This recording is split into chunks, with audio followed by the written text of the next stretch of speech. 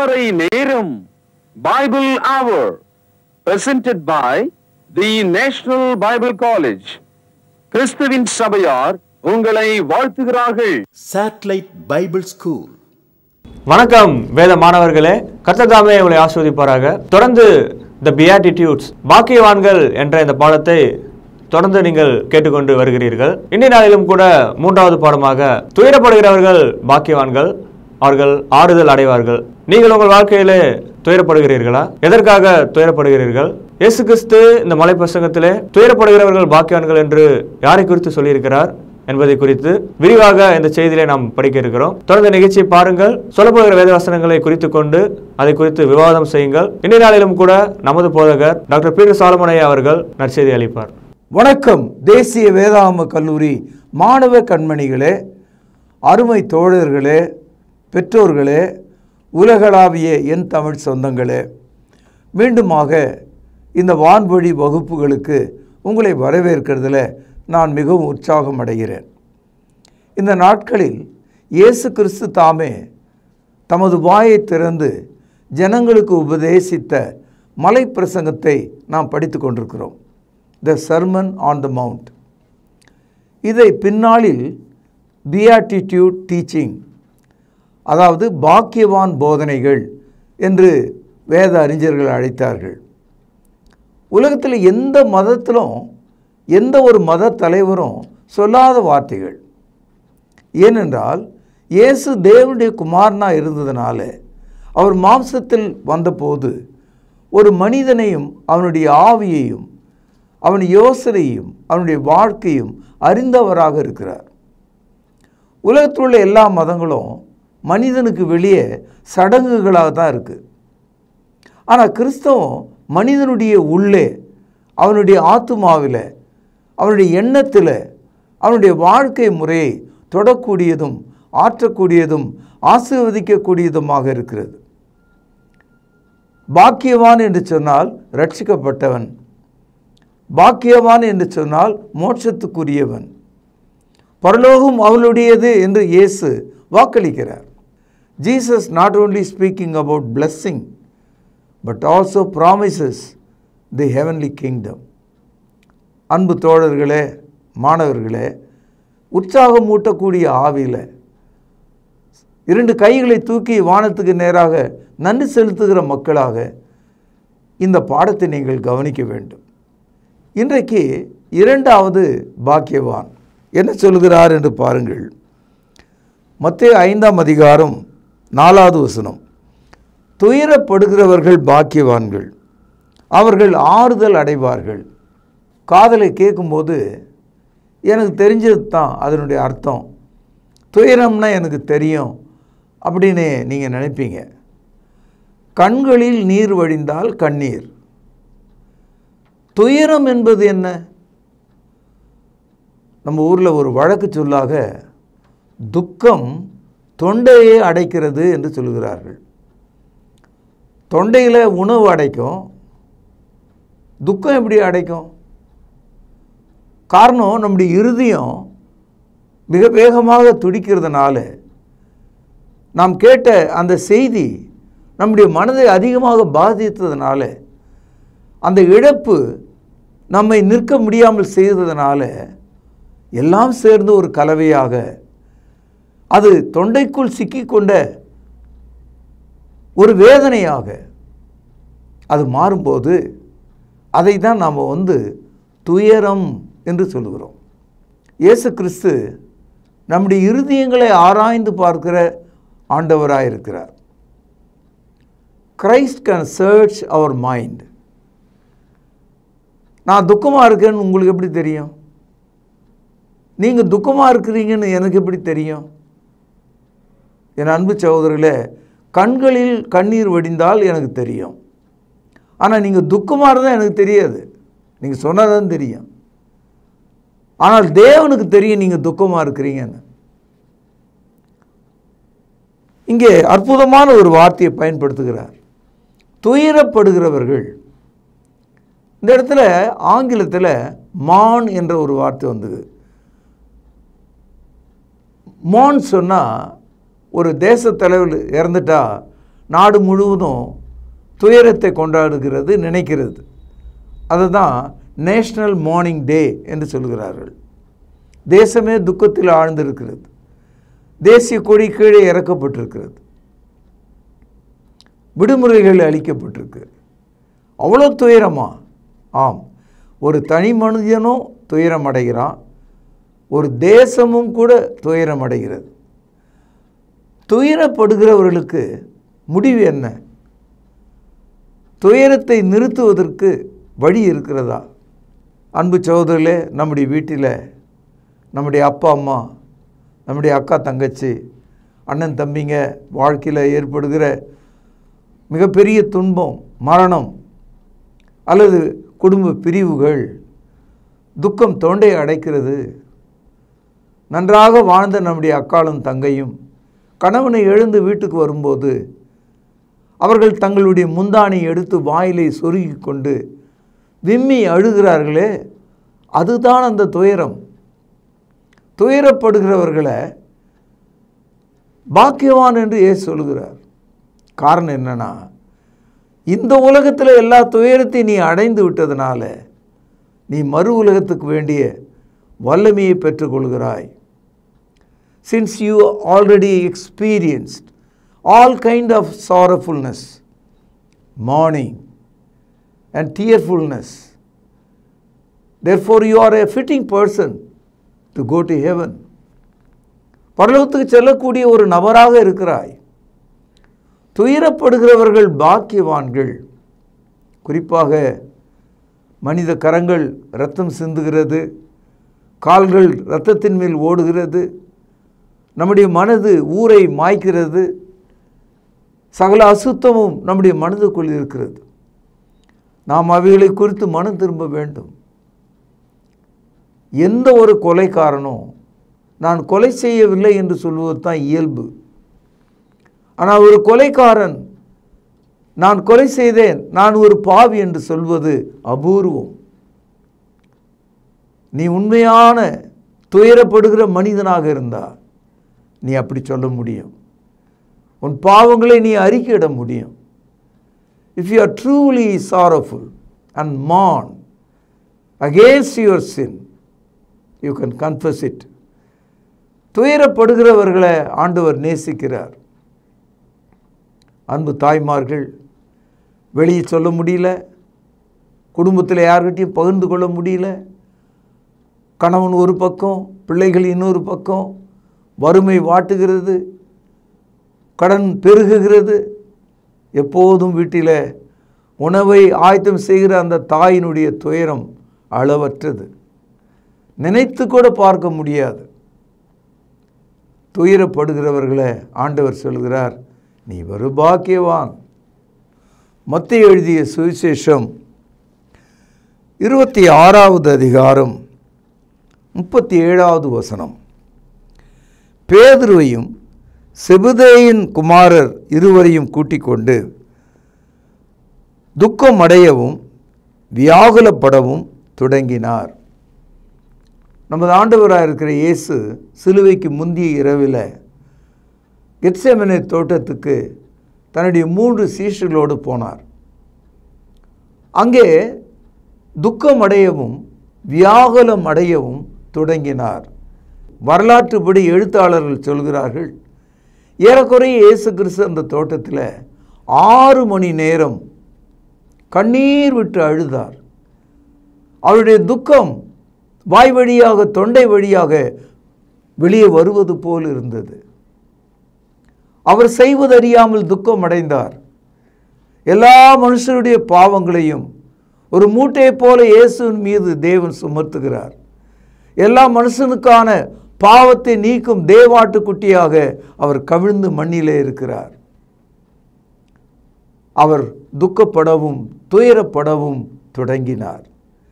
இந்த காட்சியை லூக்கா என்ற எழுத்தாளர் எழுதும்போது அவருடைய துக்கமும் துயரமும் முடிவில் எப்படி இருந்தது என்று சொல்கிறார். லூக்கா எழுதிய சுவிசேஷம் 22வது அதிகாரம் 42வது வசனம். பிதாவே, உமக்கு சித்தமானால் இந்த பாத்திரம் என்னை விட்டு நீங்கும்படி செய்யும். ஆயினும் என்னுடைய சித்தப்படி அல்ல, உம்முடைய சித்தத்தின்படி ஆக கடவுது என்று ஜெபம் பண்ணினார். அப்பொழுது வானத்திலிருந்து ஒரு தூதன் தோன்றி அவரை பலப்படுத்தினான். அவர் மிகவும் வியாகுலப்பட்டு, கவனியுங்கள், அதிக ஊக்கத்தோடு ஜெபம் பண்ணினார். அவருடைய வேர்வை இரத்தத்தின் பெருந்துளிகளாய் தரையிலே விழுந்தது. துக்கப்படவும் துயரப்படவும் தொடங்கினார். சற்றேறக்குறைய 6 மணி நேரம் இருளான அந்த கெத்செமனே தோட்டத்தில் அவர் ஜெபம் பண்ணி அழுது கொண்டிருக்கிறார், துயரம் அடைந்திருக்கிறார். இதை பொறுக்காத தேவதூதன் இறங்கி வந்து அவரை தேற்றுகிறார். ஆயினும் இயேசு கிறிஸ்து ஒரு முடிவெடுத்தவராக, பிதாவே உம்முடைய சித்தம் ஆகட்டும் என்று சொல்லி, என்னுடைய சித்தம் எதுவுமே இல்லை என்று தன்னை அவர் ஒப்பு கொடுத்தார். பலிபீடத்துக்கு முன்னால் நின்ற ஒரு பலி ஆட்டை போல அவர் தன்னை ஒப்பு கொடுத்தார். அப்பொழுது அவருடைய முகமும் அவருடைய உடலும் ஏராளமான வேர்வையை சிந்தியது. He was burst out. அவருடைய உள்பகுதி, அதனுடைய நாடி நரம்புகள் நாளங்கள் வெடிக்க ஆரம்பித்தது. ஆக நீரை வெளிப்படுத்தக்கூடிய தோல் மீது இரத்த பெரும் துளிகள் வெளியே வர ஆரம்பித்தது. அதாவது blood drops, இரத்த பெரும் துளிகள். நம்ம எல்லாருக்கும் வேர்வைனா என்னன்னு தெரியும். குறிப்பாக கடினமான வெயில் காலத்து வேலையின் போது முகத்திலும் முதுகிலும் வேர்ப்பதை நாம் பார்க்கிறோம். கடினமான வேலையாட்கள் செய்கிற இடத்துல நீங்கள் போனீங்கன்னா முத்து முத்தாக மணிமணியாக வேர்வை கண்ணாடியை போல வெளியே வந்து தரையில் விழுவதை நீங்கள் பார்க்கலாம். பரிசுத்த ஆவியானவர் நமக்கு அந்த காட்சியை காட்டுகிறார். அவருடைய துயரத்தினுடைய உச்சகட்டத்தில் தண்ணீர் வர வேண்டிய அந்த தோல் துவாரத்தின் வழியாக இரத்தம் வெளியேறியது. அன்பு தோழர்களே, மாணவர்களே, இந்த காட்சியை நீங்கள் உணர வேண்டும். கிறிஸ்தவம் என்பது ஒரு தத்துவ மார்க்கம் அல்ல. Christianity, it is not just a religion of philosophy. கிறிஸ்தவம் என்பது பாடுகளின் தியாகத்தின் மார்க்கம். Christianity it is a religion of sacrifice. என் அன்பு தோழர்களே, இதை உணராமல் மனிதர்கள் சகலவித விக்கிரக வழிபாடுகளுக்கும் இந்த உலகத்தின் ஆசை இன்பங்களுக்கும் ஓடிக்கொண்டிருக்கிறார்கள். துயரப்படுகிறவர்கள் பாக்கியவான்கள் என்று சொன்ன அந்த உதட்டின், அந்த முகத்தின், அந்த கண்களின், அவருடைய தொண்டையில் துக்கம் புறப்பட்டது, பீரிட்டது. Started bleeding. அவருடைய தோல் மீது இரத்தத்தின் பெருந்துளிகள் தரையிலே விழுந்தது. துயரப்படுகிறவர்கள் பாக்கியவான்கள். எனக்கு தெரிந்த அநேக வாலிப திருமணமான சகோதரிகள் அவளுடைய கணவருடைய அட்டுழித்தை ஒன்று செய்ய முடியாமல், தடுக்க முடியாமல், வெளியே சொல்ல முடியாமல் அவர்கள் தவிப்பதையும், அவர்களுடைய முகத்தில் உள்ள வேர்வை அவளுடைய தலையணை முழுவதும் இரவெல்லாம் நினைவதையும் நான் கேட்டிருக்கிறேன். அவர்கள் சொல்கிறார்கள், அதாவது மோன், அதாவது சாரோஃபுல் என்ற அந்த ஸ்டேட்டஸ் வந்து எ டீப் ஃபீலிங், ஒரு ஆழமான ஒரு உணர்வு. அது நெஞ்சு வலித்து வெடித்து விடும் போன்ற ஒரு உணர்வு. அது துயரப்படுகிறவர்கள் பாக்கியவான்கள். சமயத்தில் நீங்கள் சாவு வீடுகளுக்கு போனீங்கன்னா, குறிப்பாக கிராமப்புறங்களில் கணவனை இழந்த அந்த மனைவி மற்றும் அவருடைய உறவினர்கள் எவ்வளோ நேரம் அழ முடியும்? முதல் 3 மணி நேரம், பிறகு 6 மணி நேரம், பொழுதே விழிஞ்சிடுச்சு. பொல்லாத நேரம் வரவேண்டிய ஒரே ஒரு சொந்தக்காரர், அவர் ஒரு பெங்களூர்லேருந்து வரணும்னு வச்சுக்குவோம். அதுக்காக அந்த உடலை எடுக்காமல் அந்த முழு குடும்பமும் வெறும் தண்ணீரை குடித்து கொண்டு கண்ணீர் விட்டு அழுது கொண்டே இருப்பாங்க. ஒவ்வொரு சொந்தக்காரன் வரும்போதும் ஓன்னு கிராமமே கேட்குற அளவுக்கு ஆரம்பிச்சிருவாங்க. ஏன்னா அப்படி அழலைன்னா ஊர் ஒத்துக்காது. பாரு அன்பில்லாதவள் என்று குற்றம் சாட்டி விடுவார்கள். துயரப்படுகிறார்கள் அவர்கள். நெருங்கிய சொந்தங்கள் வர வர, பிள்ளைகள் திரும்பி வர வர, ஊரில் வெளியே வேலை பார்த்த பிள்ளைங்க திரும்பி வர வர அந்த தாய் அழுதே செத்துருவா. அவளுக்கு கண்ணீரே இல்லாமல் போயிடும். கண்களில் ஒன்று இல்லாமல் போயிடும். கண்கள் பூத்து விடும். உனக்கு அந்த அனுபவம் ஏற்பட்டதா? உன் தாய்க்கு அந்த அனுபவம் ஏற்பட்டதா? உன்னுடைய சகோதர சகோதரிகளுக்கு இந்த நிலை வந்ததா? இயேசு உங்களை சந்திக்க விரும்புகிறார். உங்களுடைய துயரத்தை மாற்ற விரும்புகிறார். உங்கள் கண்ணீரை துடைக்க விரும்புகிறார். 1 சாமுவேல் 30வது அதிகாரம், பழைய ஏற்பாட்டில் 382வது பக்கம். இந்த பகுதியில் இஸ்ரவேல் ஜனங்களை, தாவீது ராஜாவினுடைய மனைவி குடும்பத்தை அமலேக்கியர் சிறைப்படுத்தி கொண்டு போனாங்க.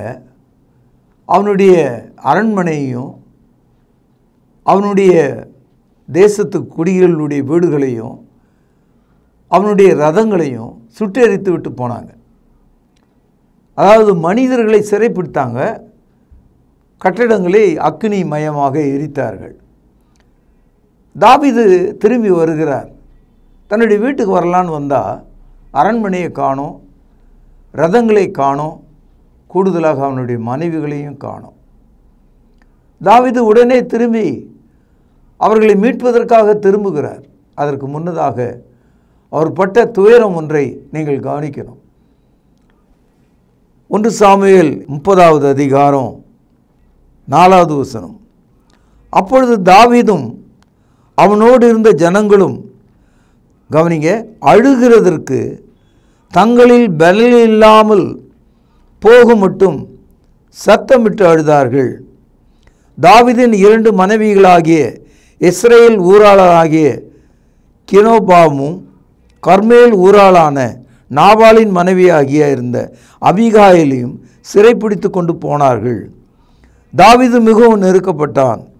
சகல ஜனங்களும் தங்கள் குமாரர்கள் நிமித்தம் மன கிளேசத்தினாலே அவனை கல்லெறிய வேண்டும் என்று சொல்லி கொண்டார்கள். தாவீது தன் தேவனாலே கர்த்தருக்குள்ளே தன்னை திடப்படுத்தி கொண்டான். அதாவது பட்டக்காலியே படுன்னு சொல்லுவாங்க. தாவீது ராஜா எல்லாத்தையும் இழந்துட்டார்.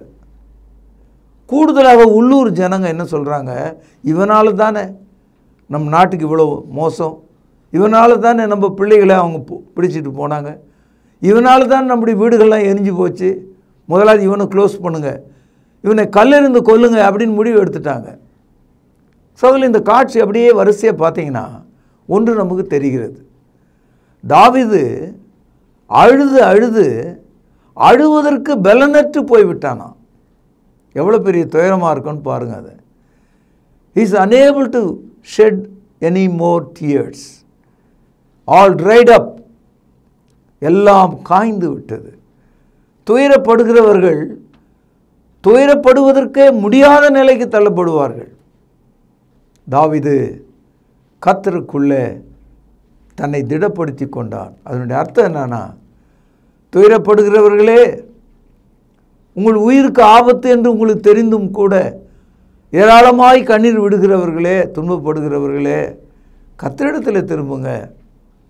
அவர் உங்கள் கண்ணீரை துடைப்பார். அவர் உங்களுக்கு ஆசீர்வாதத்தை தருவார். when you are mourned extremely beyond your strength, repent to God, back to God, கர்த்தரிடத்திலே திரும்புங்கள். வெளிப்படுத்தல் 21வது அதிகாரம் 4வது வசனம். அவளுடைய கண்ணீர் யாவையும் தேவன் துடைப்பார். இனி மரணமும் இல்லை, துக்கமும் இல்லை, அலறுதலும் இல்லை, வருத்தமும் இல்லை, முந்தினவைகள் ஒழிந்து போயிற்று என்று விளம்பினது. அன்பு சகோதரர்களே, துயரப்படுகிறவர்கள் பாக்கியவான்கள். அவளுடைய இது பரலோக ராஜ்யம் என்று படித்தோமே. இந்த உலகத்தை விட்டு மறு உலகத்தை நோக்கி நாம் செல்லும்போது நம்முடைய கண்ணீர்கள் அங்கே முடிவாக மாறிவிடும். அங்கே கண்ணீர் இல்லை, துக்கம் இல்லை, வேதனை இல்லை. ஏனென்றால் கண்ணீரும் வேதனையும் துக்கத்தையும் இவ்வுலகத்திலே நாம் அனுபவித்து விட்டோம். துயரப்படுகிறவர்கள் பாக்கியவான்கள்.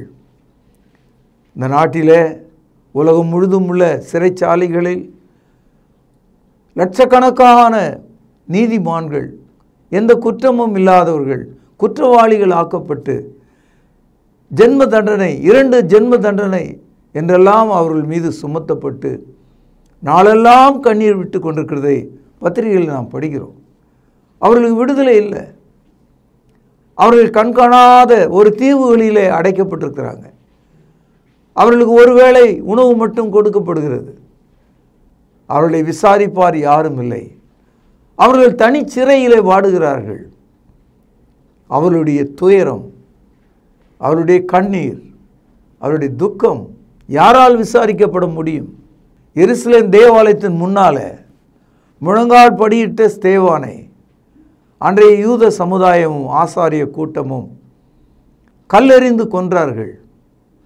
அப்பொழுது அவன், பிதாவே, என் ஆவியை உம்முடைய கரத்தில் ஒப்பு கொடுக்கிறேன் என்று சொல்லி தன் ஜீவனை விட்டானே. அவனுடைய துயரம் எவ்வளோ பெரியது! அவன் மீது ஒவ்வொரு முறையும் ஒரு கல் வந்து விழும்போது கல் எறிந்த பக்கத்தை அவன் திரும்பி பார்த்து கொண்டே இருந்தான். கல்லை வைத்திருக்கிறவர்கள் நிறுத்துவார்கள் என்று யோசித்திருக்கலாம். தேவன் ஒரு தூதனை அனுப்பி அவனை மீட்பார் என்று அவன் எண்ணி இருக்கலாம். But it is not. The stone was continuously hit him. மழை போல கற்கள் அவன் மீது சொரிந்தது. அவன் மண்டியிட்டு அவன் மீது கற்கள் மூடி அவன் செத்தே போனான். அவன் துயரத்தின் உச்சியில், துக்கத்தின் உச்சியில் செத்து போனான். வாழ்க்கை, நம்முடைய வாழ்க்கை அப்படி தான் இருக்கு. ஒரு காலம் அந்த ஒரு கல் போல நம்முடைய வாழ்க்கையில் இல்லைனாலும் மனிதர்கள் நம்மை குற்றவாளிகளாக மாற்றுவதற்கு அவர்கள் எரிகிற சொல் அது ஒரு கல்லை போல் இருக்கிறது. எனக்கு தெரியும், அவள் ஒரு வேசி, அவள் ஒரு தவறானவள். உன்னுடைய நீதியை, உன்னுடைய பரிசுத்தத்தை ஒரே சொல்லால் ஊரே அங்கீகரிக்கிற மாதிரி, உலகமே அங்கீகரிக்கிற மாதிரி உன் வாழ்க்கையை புரட்டி போடக்கூடிய சொற்கள் சேவான் மீது வீசப்பட்ட கல்லை விட பலமான கற்களாக இருக்கலாம். மலை போல உன் மீது அது குவிந்து விடலாம். அழுவதற்கு சக்தியற்றவனாக நீங்கள் போகலாம். துயரப்படுகிறவர்கள் பாக்கியவான்கள், பரலோக ராஜ்யம் அவர்களுடையது. மத்தேயு எழுதிய சுவிசேஷம் 11வது அதிகாரம் 28வது வசனம். வருத்தப்பட்டு பாரம் சுமக்கிறவர்களே, நீங்கள் எல்லாரும் என்னிடத்தில் வாருங்கள், நான் உங்களுக்கு இளைப்பாறுதல் தருவேன். இந்த அழைப்பு சிலர் நினைக்கிறாங்க கிறிஸ்தவர்களுக்கு, சிலர் நினைக்கிறாங்க யூதர்களுக்கு. ஐயா, இந்த நாட்டில் உள்ள, இந்த உலகத்தில் உள்ள எல்லா மனுஷனுக்கும். Christianity, a worldwide religion. It is not a tropical religion. It is not belong to just a sect of a group. ஒரு கூட்டத்துக்கான ஒரு மதம் அல்ல. இயேசுவின் சிலுவை தன்னுடைய 2 கரங்களை காண்பிக்கிறது. உலகம் முழுவதையும் அழைக்கிறது. துயரப்படுகிறவர்களை பார்த்து அழைக்கிறது. வருத்தப்பட்டு பாரம் சுமக்கிறவர்களே, நீங்கள் எல்லாரும் இடத்துல வாருங்கள், நான் உங்களுக்கு இளைப்பாறுதலை தருவேன். 29ஆம் வசனம். நான் சாந்தமும் மனத்தாழ்மையுமாயிருக்கிறேன். என் நுகத்தை உங்கள் மேல் ஏற்றுக்கொண்டு என்னிடத்திலே கற்றுக்கொள்ளுங்கள், அப்பொழுது உங்கள் ஆத்துமாக்களுக்கு இளைப்பாறுதல் கிடைக்கும். என் நுகம் மெதுவாயும் என் சுமை இலகுவாயும் இருக்கிறது என்றார். கல்லடிப்பட்ட இடத்துல காயத்தை எப்படி ஆற்றுகிறார்கள்? மருந்திட்டு பஞ்சி வைத்து லேசாக கட்டு போட்டு அந்த காயம் அதிகமாக வேதனைப்படாதபடிக்கு, அந்த காயம் பெரிதாகாதபடிக்கு கம்ஃபர்ட், அதை மிகவும் பக்குவமாக அந்த வெட்டு காயத்தை அவர்கள் மருத்துவமனையில் எப்படியெல்லாம் மருத்துவம் செய்கிறான்னு பார்த்தீங்க இல்லையா? ஏசா தான் சொல்கிறார், துயரப்படுகிறவர்கள் பாக்கியவான்கள், அவர்கள் ஆறுதல் அடைவார்கள். They will be comforted. They will be treated very well. மருத்துவமனையிலே நம்மை பாதுகாக்கிறது போல இயேசு தமது காயங்களாலே நம்மை பாதுகாக்கிறார். அடிபட்ட கோழி குஞ்சு, அடிபட்ட நாய்க்குட்டி, அடிபட்ட எந்த ஒரு சின்ன சிட்டுக்குருவியை கூட அதனுடைய தாய் தன்னுடைய சிறகுகளால் மூடி ஆசுவாசப்படுத்துவதையும் கொஞ்சுவதையும் உணவளிப்பதையும் நாம் பார்க்கிறோம். துயரப்படுகிறவர்கள் பாக்கியவான்கள். கிறிஸ்தவத்தினுடைய இன்னொரு பகுதி என்னன்னா, ஒவ்வொரு கிறிஸ்தவரும் மற்ற துயரப்படுகிறவர்களை அவர்களோடு துயரத்தில் சேர்ந்து அவர்களுக்கு சமாதானம் சொல்கிறவர்களாக இருக்காங்க. The best part of the Christianity, not only Christ comfort you, but every Christian wanted to comfort you. அதான் ஆறுதல். கிறிஸ்தவம் என்பது ஒரு ஐக்கியத்தின் மார்க்கம். உலகம் முழுவதும் நன்மை செய்ய வேண்டும் என்று விரும்புகிறது. ரோமருக்கு எழுதிய நிருபம் 12வது அதிகாரம் 15வது வசனம், சந்தோஷப்படுதலுடனே சந்தோஷப்படுங்கள். இருக்கிறீங்களா? அடுத்த வரி பாருங்க, அழுகிறவர்களுடனே அழுங்கள். இந்த மாதிரி ஏதாவது ஒரு மதத்தில் சொல்லியிருக்காங்களா? நீங்கள் யோசித்து பாருங்கள். இப்போ நம்ம தெருவில் போகும்போது ஒரு இழவு வீடு, அங்கே மனிதனை நடு ரோட்டில் கிடத்திருக்காங்க, ஒரு பந்தல் போட்டிருக்காங்க, எல்லாரும் போயின்னு தான் இருக்காங்க, கார் ஆரன் அடிச்சிட்டு ஓடுது, கல்யாண கூட்டம் ஒன்று போகுது, ஆடு மாடுகள் நடக்குது. ஆனால் அந்த ஏழை நடு ரோட்டில் ஒரு 4-5 பேரோடு உட்காந்துட்டு வாயில் துணி வைத்து கொண்டு அழுது கொண்டிருக்காங்க. ஆனால் ஒரு கிறிஸ்தவன் அந்த வழியில் போனால் அவன் அங்கே நின்றுடுவான், நின்று கொஞ்ச நேரம் பார்ப்பான், முடிந்தால் ஆறுதல் சொல்லுவான், அவனுடைய ரெஸ்பெக்ட், அவன் கொடுக்க வேண்டிய மரியாதையை தருவான். துயரப்படுகிறவர்களுடனே நீங்கள் துயரப்படுங்கள், அழுகிறவர்களுடனே நீங்கள் அழுங்கள். இது கிறிஸ்தவம். இதுதான் கிறிஸ்தவம். இன்றைக்கி உலகத்தில் பேராபத்துகளும் பூமி எதிர்ச்சிகளும் சுனாமிகளும் ஆபத்துகளும் பேரழிவுகளும் பெரிய காடு எரிந்து அந்த வீடுகள்லாம் அழிந்து போவதையும் பார்க்கும்போது அங்கே முதல்ல போகிறது கிறிஸ்தவனாக தான் இருப்பான். கிறிஸ்தவ சேவை மையங்கள் அங்கே போய் நிற்கிது. நம் நாட்டில் இருக்கிறவன் விரட்டி அடித்தாலும் அவன் வந்து உதவி தான் செய்வான். ஏன்? அவன் உதவி செய்வதற்கு பைத்தியம் இல்லை, அல்லது அவன் உதவி செய்கிற பொருள் அவனுக்கே தேவைப்படும். ஆனால் கொடுக்க விரும்புகிறான். ஏன் கொடுக்க விரும்புகிறான்னா அது கிறிஸ்துவினுடைய கட்டளை. துயரப்படுகிறவர்களை ஆறுதல் படுத்த வேண்டியது கிறிஸ்தவத்தின் கடமை. உலகம் முழுதும் போய் பாருங்க, திக்கற்றவர்களுக்கும் அனாதைகளுக்கும் குறைப்பட்டவர்களுக்கும் குருடர்களுக்கும் இந்த ஹாஸ்டல் ஏன் நடத்துகிறாங்க கிறிஸ்தவங்க? துயரப்படுகிறவர்களுக்கு ஆறுதல் செய்ய வேண்டியது கிறிஸ்தவத்தினுடைய கடமையாக இருக்கிறது.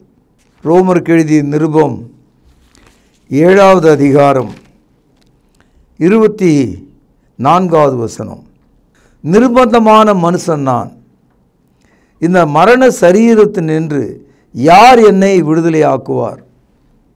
ஒரே மனிதன், ஒரே ஒரு கேள்வி. அவன் என்ன சொல்கிறான்? இதனால் வாழவும் முடியல, சாகவும் முடியல. நிர்பந்தமான மனிதன். துயரம் என்பது நிர்பந்தம். வலது இடது பக்கத்தில் வழி இல்லை, காப்பாற்ற யாரும் இல்லை. வெறும் கண்ணீரை மட்டும் அவங்க விட மாட்டாங்க, துயரத்தில் முழுகுவாங்க. துயரம் என்பது கண்ணீரை கடந்த ஒரு நிலை, நெஞ்சு வெடிக்கும் ஒரு நிலை, முகத்தின் வேர்வை இரத்த துளிகளாக மாறும் நிலை. நிர்பந்தமான மனுஷன் நான், யார் என்னை இந்த மரண சரீரத்திலிருந்து விடுதலையாக்குவான்னு கேட்டான். அதனால தான் கிறிஸ்தவம் உலகம் முழுவதும் இயேசு உன்னை விடுதலை ஆக்குவார் என்ற நற்செய்தியை உலகம் முழுதும் சொல்லி வருகிறது. நண்பர்கள், இந்த நாளில் நாம் கேட்ட இந்த கருத்துகள் நம் மனதை பிசைவது போலவும் நம்முடைய கால்கள் அசைவது போலவும் நம்முடைய கண்கள் தேவனிடத்தில் திரும்புவது போலவும் இருக்கிறது. Blessed are the mourn, and for they shall comforted. துயரப்படுகிறவர்கள் பாக்கியவான்கள், அவர்கள் ஆறுதல் அடைவார்கள். இதன் தொடர்ச்சியை நாளை நாம் கேட்கலாம். பிரார்த்தனை செய்வோம். ஞானமுள்ள தகப்பனே, வலுவான உம்முடைய சித்தம் உமது வார்த்தையாக வெளிப்பட்டதுக்காய் ஸ்தோத்திரம். துயரப்படுகிற யாவருக்கும் ஆறுதலை தாரும். தாய்மார்களை சந்தியும், தவிக்கிறவர்களை சந்தியும், சிறைப்பட்டவர்களை விடுதலையாக்கும். ஆண்டவர் இயேசுவின் நாமத்தில் ஜெபம் கேளும் பிதாவே, ஆமென். தொடர்பு கொள்ள வேண்டிய முகவரி: திருமறை நேரம், 58 சர்ச் தெரு, குமரன் நகர், சென்னை 6,82,000. தொலைபேசி எண் 044255008882. செல்போன் 9385500882. கர்த்தாவே, தேவர்களில் உமக்கு பானவர் யார்? வானத்திலும் பூமியிலும் உமக்கு பானவர் யார்? உமக்கு பானவர் யார்? உமக்கு பானவர் யார்? வானத்திலும் பூமியிலும் உமக்கு பானவர் யார்? வானத்திலும் பூமியிலும் உமக்கு பானவர் யார்?